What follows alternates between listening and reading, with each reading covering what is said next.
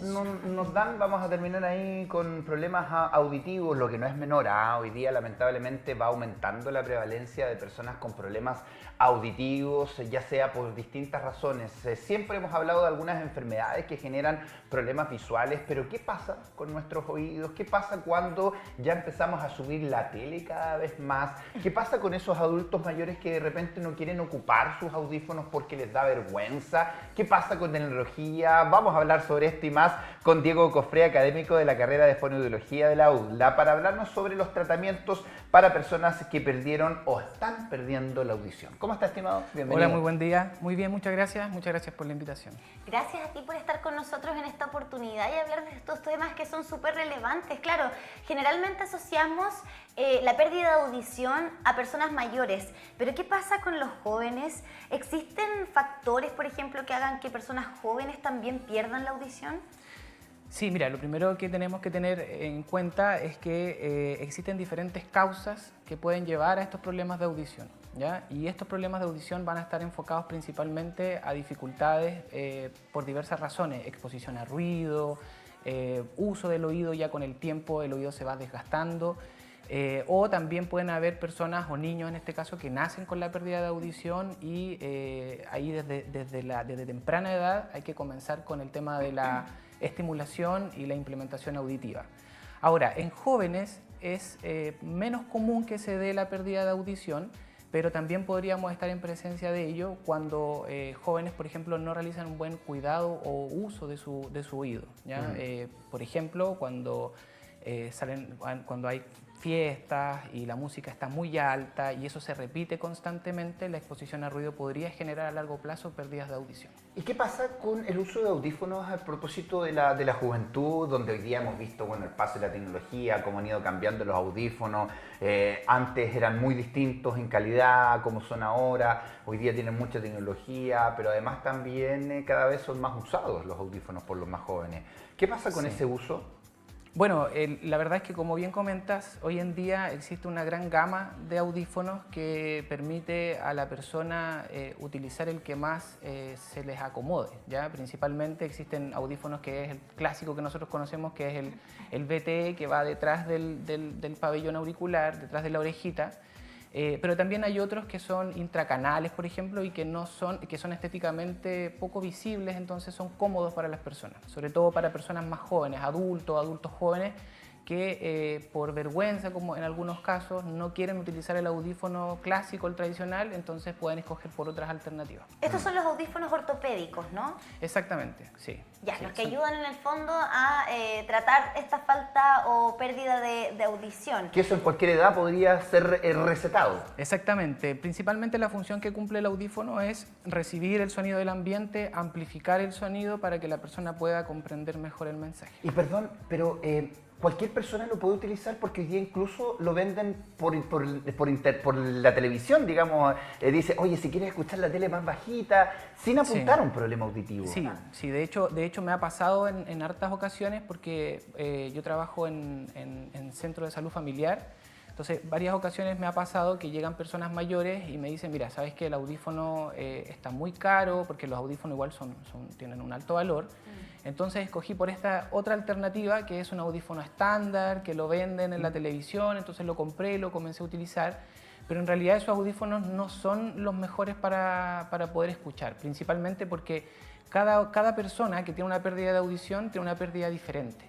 Por lo tanto, los audífonos están calibrados o están adaptados a esa pérdida. Como los lentes, es como los lentes también. Exactamente. No puedo utilizar un audífono de otra persona porque ese audífono está adaptado para esa pérdida. Así como no puedo usar un lente óptico, ¿cierto?, de otro, porque también está calibrado para lo que ocurre con su vista. Ahora, con respecto a los audífonos que nosotros usamos en el día a día, ¿no?, para escuchar música, para hacer deporte, algunos otros para jugar un videojuego, ¿cómo elegir uno que sea quizás el menos dañino? Porque sabemos nada puede ser 100% inocuo. Algo nos va a generar, algo nos va a producir. ¿Cómo elegirlo, pero también cómo utilizarlo?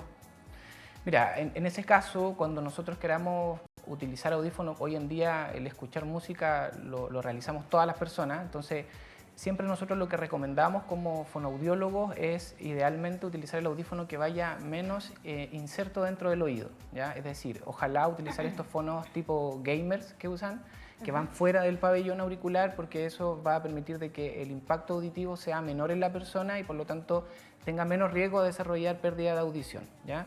Ahora, siempre, independientemente del tipo de audífono, lo ideal es que sea con un volumen moderado para evitar también pérdidas de audición a largo plazo. O sea, ahí está el punto, en el volumen más que en el tipo de audífono. O sea, claro, si tenemos un volumen alto en un audífono que va, como lo usamos nosotros, hacia adentro, va a generar mucho más daño. Pero si está en un volumen, porque hoy día los teléfonos, la tecnología te da un volumen límite también para proteger tus oídos, ¿no debería haber problemas en esos tipos de audífonos? No, si yo utilizo los audífonos con un volumen moderado, no debería. De hecho, hoy en día hay dispositivos, los mismos teléfonos, por ejemplo, te adaptan la audición, de repente bajan, ellos mismos automáticamente bajan la audición a un volumen más moderado. Entonces, la misma persona la que tiene que volver a subir el volumen si quiere escucharlo más fuerte. Y por otro lado, lo ideal también es que los audífonos sean de uso personal, ¿ya?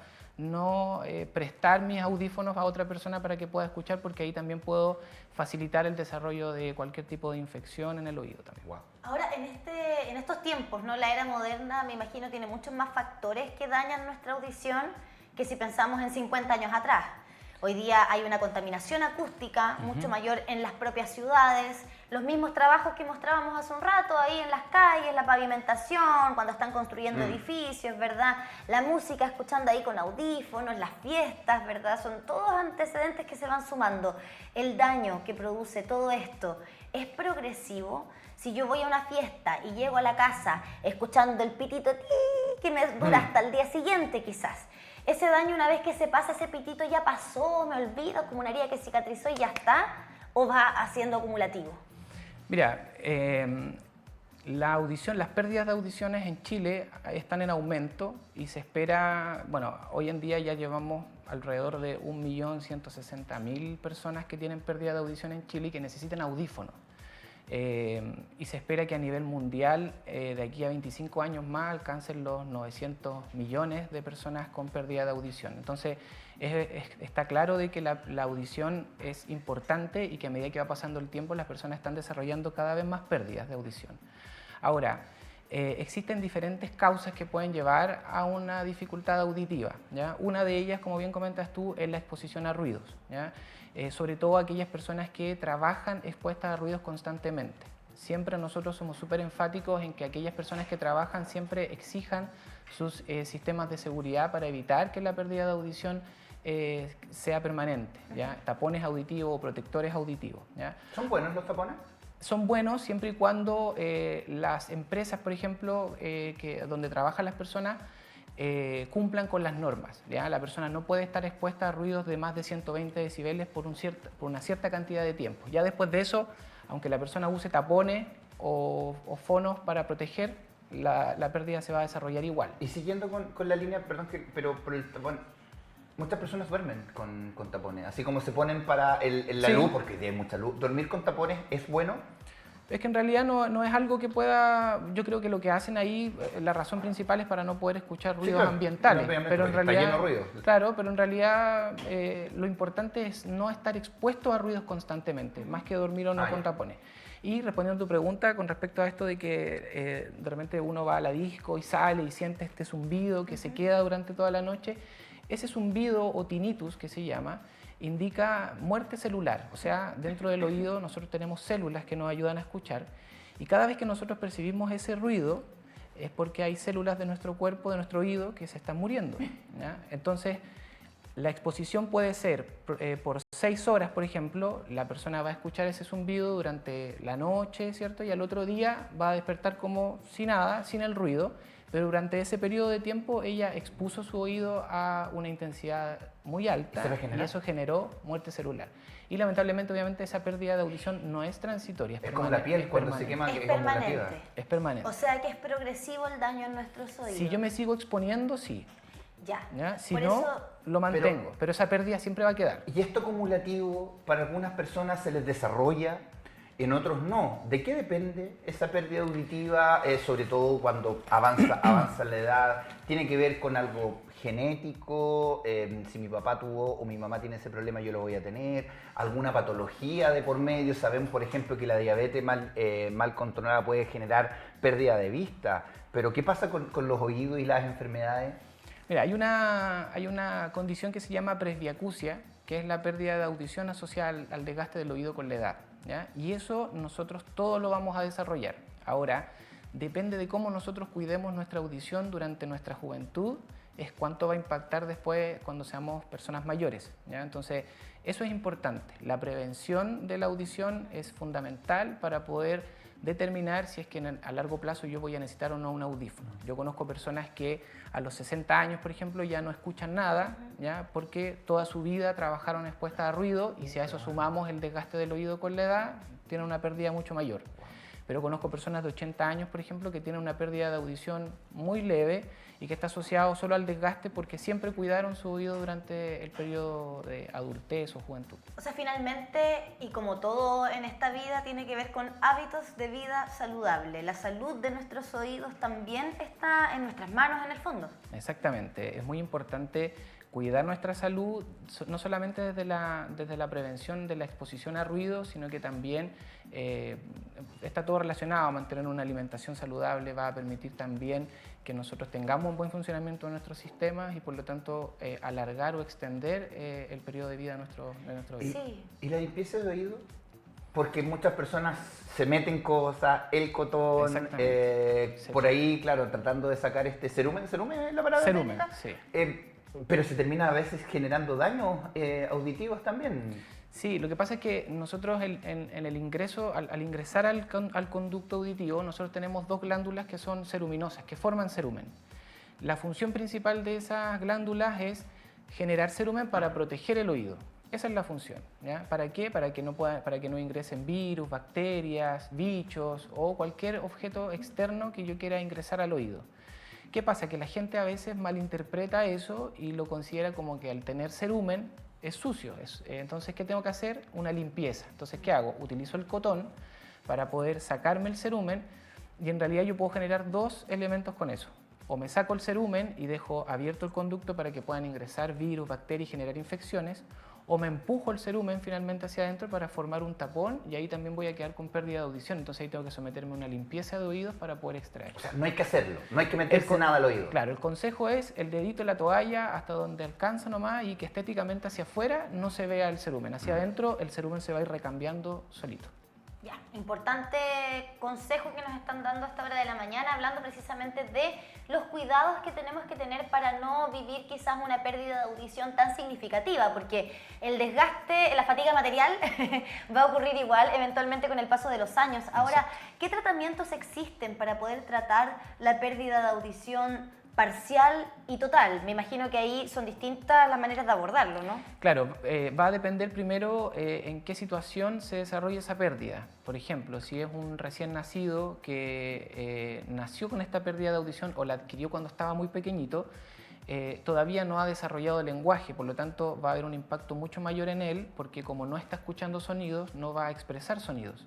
Entonces ahí lo que hay que hacer es primero hacer las pruebas auditivas para confirmar la pérdida de audición, implementar con un audífono y comenzar con terapia de rehabilitación auditiva, ¿ya? Si es que el niño no logra adaptarse al audífono, entonces ya se pasaría a un segundo paso que tiene que ver con un implante coclear que ya es a través de un método más quirúrgico, ¿ya? Y en el caso de los adultos, que ya sí han adquirido lenguaje, pero que la pérdida de audición se desarrolló posterior a la adquisición del lenguaje, ahí lo que se hace es implementación de un audífono, pero se trabaja a través de lectura labiofacial. Ahora, me imagino que también cambia la manera de tratar este tipo de enfermedades, no sé si son enfermedades o condiciones, enfermedades, porque claro, puede estar la pérdida progresiva de audición, o sea, vamos perdiendo de a poquito nuestra audición, pero también está la pérdida por trauma. Accidentes, exposición a una explosión, por ejemplo, y que perdiste tu audición para siempre, o golpes, por ejemplo. Claro. En el caso de exponernos a un trauma por un golpe, una explosión, etcétera, generalmente las pérdidas de audición ya no son progresivas, son permanentes, entonces yo puedo implementar con el audífono en relación a la pérdida que tiene el usuario y comienzo a trabajar con él lectura labiofacial, ¿ya? Ahora, si es una pérdida que es progresiva, entonces yo tengo que estar pendiente de que su audífono se vaya calibrando a medida que su pérdida va aumentando. La idea es que el audífono se vaya adaptando a la pérdida del usuario y a medida que se va adaptando el audífono, nosotros también vamos trabajando en lectura labial. Ahora, ¿qué le podemos decir hoy día a los que nos están viendo? Particularmente a las familias de personas que están con receta para ocupar audífonos. Porque no falta el ya, pues papá, ponte los audífonos, pues la tele está alta. O ya, pues abuelita, ya tenemos que estar diciendo, no, que no voy a usar los audífonos, si no estoy sorda. Sí. ¿Qué le podemos decir a esas personas que se niegan a ocupar los audífonos y a las familias también de las personas? Mira, nosotros somos fonoaudiólogos, somos profesionales del lenguaje y la comunicación. Nosotros lo que siempre vamos a buscar es que la persona logre un lenguaje que sea eficaz, una comunicación que sea eficiente, que logre desarrollarse con su entorno y que no se aísle del entorno.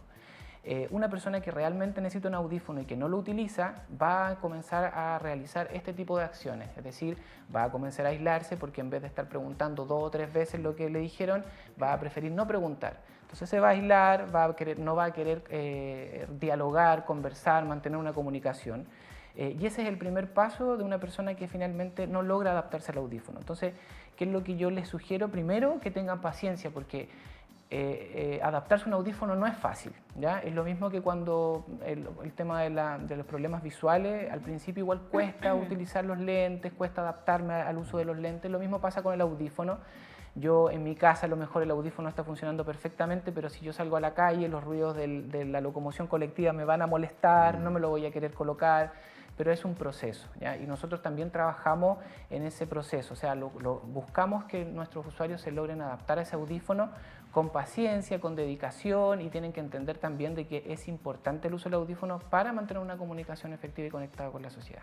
Y de hecho hay un estudio holandés que se conoció acá hace poquito, hace un par de semanas atrás, que relaciona directamente el no usar audífono ortopédico para personas con problemas de audición con un mayor riesgo de desarrollar demencia. Habla de un 7% más de riesgo de desarrollar demencia por el no uso de este audífono. Desde acá, desde la vereda también de la fonoaudiología, ¿han hecho alguna relación como esa? ¿Atienden lo que dice este estudio? Lo que pasa es que nosotros funcionamos a través de nuestras habilidades cognitivas, ¿ya? Es decir, nosotros necesitamos de atención, de memoria, de funciones ejecutivas para poder realizar acciones. Y el lenguaje también es considerado una función cognitiva mucho más compleja. Entonces, ¿qué pasa? Que si yo limito a mi usuario y lo dejo de potenciar sus funciones cognitivas, y el aislarse obviamente va a hacer de que él no mantenga una atención adecuada, no mantenga una buena memoria, no mantenga un buen lenguaje, y por lo tanto esas funciones o esas habilidades cognitivas se van a ir atrofiando y por ende, claro, podría tener una relación directa también con las demencias o las demencias en este caso tipo Alzheimer. Y eso también se puede conectar con los niños y las niñas que necesitan audífonos y que también se niegan a utilizarlos, sobre todo en cierta edad, cuando ya los empiezan a molestar, porque si ya les cuesta tomar la decisión de ocupar los lentes, a cierta edad no tienen ningún problema, pero claro, después cuando ya sociabilizan más, el tema del que los molestan, ¿también puede generar este tipo de problemas? Sí, entre los 13, 17, 18 años, generalmente las personas, los jóvenes en este caso, tienden a tener un poquito más de vergüenza en cuanto al uso de este aparato. Entonces, claro, podría a largo plazo desarrollar problemáticas, pero ahí lo que nosotros aconsejamos es que ojalá, como hablábamos al principio, escojan el audífono que más les acomode, ¿ya? Hay audífonos que van dentro del conducto, insertos dentro del conducto y que prácticamente no se ven. Entonces, estéticamente para la persona va a ser mucho más cómodo. Pero mayor costo, ¿no? Y así evitarlo. Es que va a depender porque los audífonos yo los puedo adquirir por diferentes tipos de apoyos gubernamentales, ¿ya? Entonces están cubiertos los niños prematuros, están cubiertos los niños menores de 4 años, están cubiertos los jóvenes estudiantes a través de la JUNAEB, está también el SENADIS, está también la IAG del adulto mayor. Entonces hay hartos apoyos gubernamentales. Ahora, Es un proceso que demora un poco para la adquisición del audífono, pero sí es efectivo porque finalmente el usuario puede obtener su implemento. Ahora, Diego, nos alcanza el tiempo lamentablemente, pero nos decías hace un rato que no solo el tema de usar audífonos, por ejemplo, en una persona joven o incluso en un niño o una niña, puede generar problemas de audición, sino que la exposición a volúmenes muy fuertes. Nos decías que el ser humano hasta 100, 120 ya decibeles es muchísimo. ¿Cómo podemos medir los decibeles? Estoy pensando en niños y niñas que juegan online, por ejemplo, y que uno escucha el volumen desde el primer piso, si están en el segundo piso, y además están gritándose entre ellos porque juegan en línea, conectados con otros amigos, y corre para allá, y salta para acá, y no sé qué, y el volumen, Es loco escucharlo en realidad. Sí, pero se escucha muy fuerte. Sí. ¿Cómo podemos medir que este niño que está aquí a nada de distancia de los parlantes del computador, cuántos decibeles están entrando por sus oídos? A ver, lo primero es que hay que entender que el sonido comienza a ser dañino para nosotros cuando ya comienza a generar algún tipo de molestia, ¿ya? Existen dos tipos de umbrales, está el umbral de molestia y el umbral de dolor. Cuando yo siento molestia es cuando ya en realidad el sonido está demasiado elevado, entonces tengo que disminuir su intensidad. Ya cuando es el de dolor, obviamente que tengo que dejar de estar frente o en presencia de ese sonido. Ahora, es complejo cuando son niños, por ejemplo, y no tengo la posibilidad de poder ir regulando eso, pero ahí lo importante es que como padres ustedes verifiquen de que el sonido que está escuchando el niño sea cómodo para uno como padre, y en ese mismo nivel dejar la intensidad del sonido para los niños, ¿ya?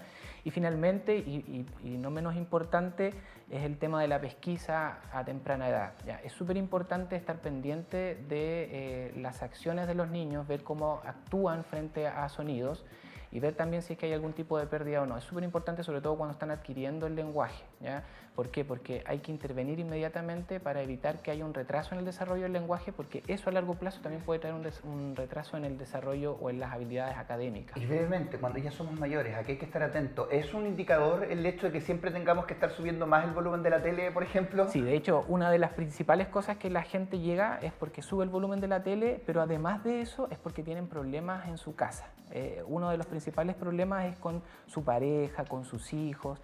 Sabes que ya vine porque ya no puedo estar en una mesa sentado con ellos porque cada vez que estamos conversando me retan porque tengo que preguntar 2 o 3 veces, entonces ya vengo porque necesito que me ayuden. Ese es uno de los principales motivos de por qué las personas asisten a las consultas, más que otra cosa. Se preocupa también, porque van escuchando cada vez menos y no pueden conversar. Si es verdad, Diego, te agradecemos enormemente por haber venido a conversar de este tema tan importante con nosotros a Matinar Nuestra Casa. Muchas gracias a ustedes también por invitarme. Sí, pues es donde gustamos, mucha música, es cuando viajamos, fíjate, no hay nada más lindo que ir escuchando una linda canción, mirando un paisaje, sobre todo en